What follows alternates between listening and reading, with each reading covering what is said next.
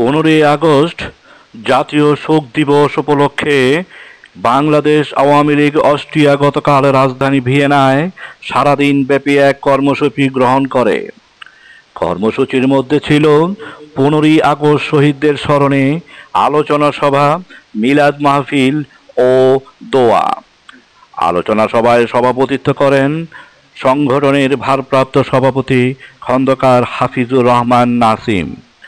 সভা পরিচালনা করেন সংগঠনের প্রচার ও প্রকাশনা সম্পাদক আহমেদ ফিরোজ।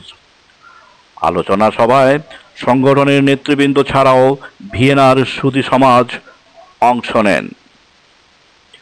বক্তাগণ 15ই আগস্টকে জাতীয় শোক দিবস হিসাবে পুনর্বহাল করার জন্য বর্তমান তত্ত্বাবধায়ক সরকারকে ধন্যবাদ জানান।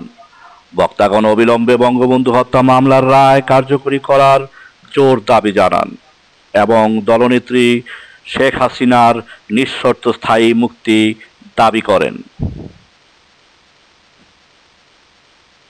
দুপুরে বাদ জুম্মা মসজিদুল ফালাহ বঙ্গবন্ধু ও শহীদদের স্মরণে মিলাদ ও মুনাজাত করা হয়।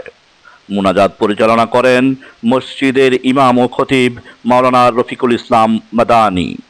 বিপুল সংখ্যক মুসল্লি এ মিলাদ মাহফিলে অংশ নেন।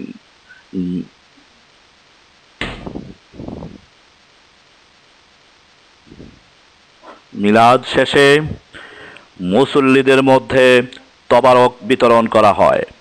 Ahmed Firoz, Bangla TV, Vienna, Austria.